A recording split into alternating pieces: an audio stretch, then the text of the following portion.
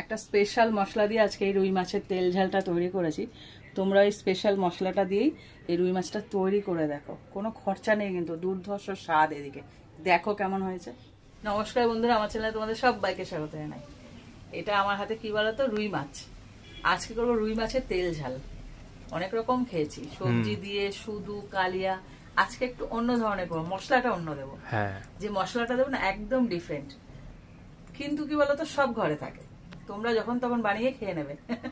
তো চলো শুরু করা যাক। দেখো উনুন ধরানো হয়ে গেছে, এবার আমি কড়াইটা বসিয়ে দিচ্ছি। তো এর মধ্যে দিয়ে দিচ্ছি মাছটা ভাজার জন্য পুরোপুরি তেল দিতে হবে, তো নাহলে ভাজবো কিসে।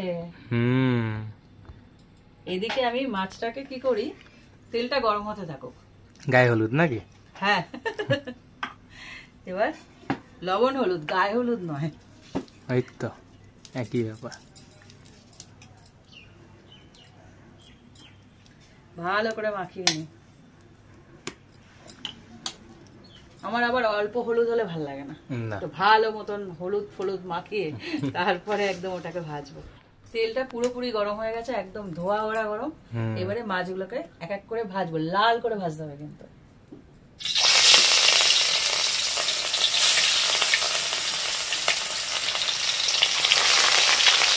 দেখো মাছটা পুরো লাল করে ভেজে নিয়েছি, একদম কড়া নাকি? এখনো খাওয়া যাবে? এখনই খেয়ে নিতে পারবে, হ্যাঁ এটা ঠিক। এবার এটাকে তুলে নেবো। আমার একটু কড়া করে না ভাজলে ভালো লাগে। আবার এই মাছ ভাজা দিয়ে একটু ডাল হবে, আহা, একটু লেবু হবে, আর কি লাগে? লেবু হবে, আর কিছু লাগবে না। খুব ভালো লাগে। এবার বাকিগুলো ভেজে নি। দেখো এই মাছগুলো আমার ভাজা হয়ে গেছে, এবার এটাকে তুলে নিলাম। আর বললাম না একটা দারুণ মশলা রেডি করব। এই মশলাটার জন্য এই মাছটা অন্যরকম স্বাদ হবে। হ্যাঁ, এবার এটাকে নামিয়ে রাখি। আর একটা কড়াই বসিয়ে দিলাম মশলাটার জন্য। প্রথমেই দিচ্ছি যেটা, সেটা আলাদা করে দিচ্ছি। দেখো সেটা হলো সোনা মুগ ডাল। পুরো অন্য ধরনের কিন্তু। দেখো এখানে কি কি আছে দেখিয়ে দিচ্ছি। এখানে আছে স্টার অ্যানিস, ছোট এলাচ, দারচিনি, ধনে, জিরে, মৌরি, আর আছে জয়িত্রী। এগুলো সব একসাথে ভেজে নেব, হালকা করে ভাজতে হবে। এখানে কি বলতো, এই যে মুগ ডালটা দিয়েছি না, এর একটা আলাদা স্বাদ হবে। এই যে মশলা, মানে আজকে যে মাছটা বানাচ্ছি না, এই মশলাটাই মেন। এই মশলাটা দিয়ে কিন্তু করবে, খেয়ে দেখো পুরো অন্য ধরনের খেতে হবে। মনে হচ্ছে কিভাবে আজীবন 100 বার। এটা হালকা করে এটা ভেজে নিই। যখনই ডালটার কালারটা চেঞ্জ হয়ে যাবে, বুঝে যাবে যে মশলাটা রেডি হয়ে গেছে। দেখো খুব সুন্দর একটা গন্ধ বেরিয়েছে। এটা রেডি হয়ে গেছে, এবার এটাকে নামিয়ে নেব।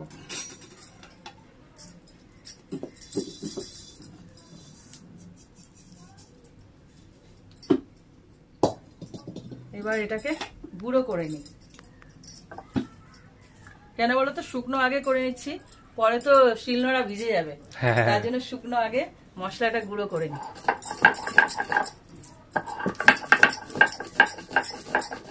দেখো মশলাটা পুরো মানে তৈরি করা হয়ে গেছে, গুঁড়ো রেডি হয়ে গেছে, পাউডার হয়ে গেছে। হ্যাঁ পাউডার রেডি হয়ে গেছে। এবার মাখা বাকি। এইটাকে তুলে নিচ্ছি। না গো, এই গরমে আমার ইয়ার্কিও আসে। এদিকে উনুনের আগুন জ্বলছে, আর বাইরে এখন ঠান্ডা পড়া রোদ। আজকে আর কি রোদ উঠেছে আজকে, বাপ রে বাপ। এটা রেডি হয়ে গেছে। আর একটা মশলা রেডি করব, যেটা মাছের মধ্যে দেব। সেটা হলো 1 টুকরো আদা, কয়েক কোয়া রসুন, আর হলো একটা গোটা বড় পেঁয়াজ। সব কটা আমি একসাথে বেটে নেব। শিল নোড়াটা নড়ছে না, অসমান বসেছে, অসমান বসেছে মনে হয়। তো এটাকে আমি বেটে নিই। দেখো এই মাছের তেল যে ভেজে রেখেছিলাম, ওই তেলটাই বসিয়ে দিয়েছি।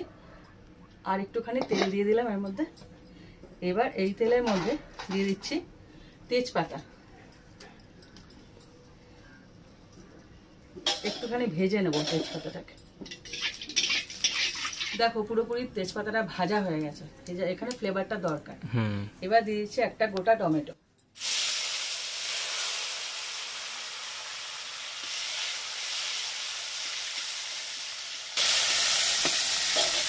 টমেটোটা দিয়ে একটু লবণ দিয়ে দেবো, টমেটোটা নরম হয়ে যাবে। আবার একটু তাপ উঠেছে।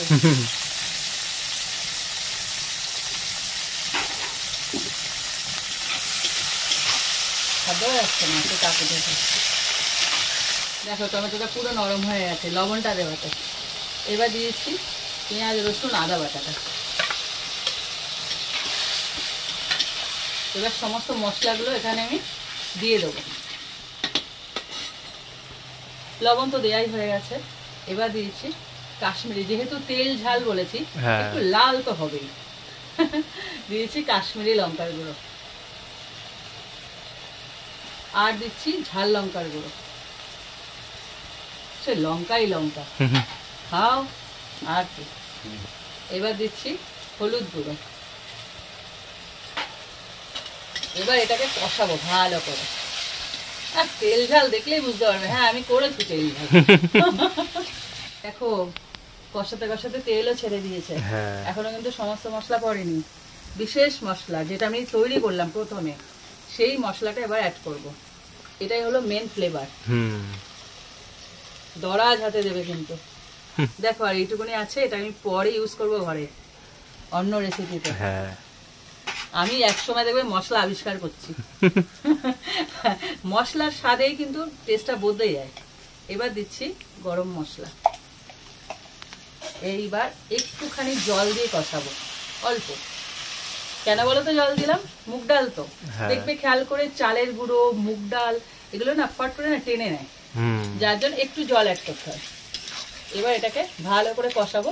আর এই সময় না একটু ব্যালেন্সের জন্য চিনি দেবো। তোমরাও কিন্তু অবশ্যই দিও। আমি অন্য সময় বলি এটা অপশনাল, দিতে হবে কি না হবে, কিন্তু এখানে দিতেই হবে। কেননা দেখো দুরকম লঙ্কা গেছে, তেল ঝাল তো কি হয়েছে, টেস্ট দেখো। টেস্ট কি বলতো, যখন সবকিছু সমপরিমাণ হবে তখন কি এটা চূড়ান্ত পর্যায়ে নেবে টেস্টটাকে। কোনো একটা কম হবে ভালো লাগবে না, যার জন্য চিনিটা অবশ্য দিতে হবে। এইবার এটাকে কষাতে হবে ভালো করে। আমিও দুলছি, আমার চুড়িগুলোও দুলছে। সমস্ত কষানো হয়ে গেছে। দেখো কালারও ছেড়ে দিয়েছে, একদম তেলও ছেড়ে দিয়েছে। এবার দিয়ে দেবো জল। এরকম একটা বা দুটো পিস মাছ নেবে, আর একটুখানি গ্রেভি নেবে, আর কিছুই লাগবে না। এখনই মাছটা ছেড়ে দেবো, মানে মাছের মধ্যে এই যে জুসটা এটা তো ঢুকতে হবে, থাকবে না। এইটুকু জল একদম মানে গা মাখা মাখা হয়ে যাবে।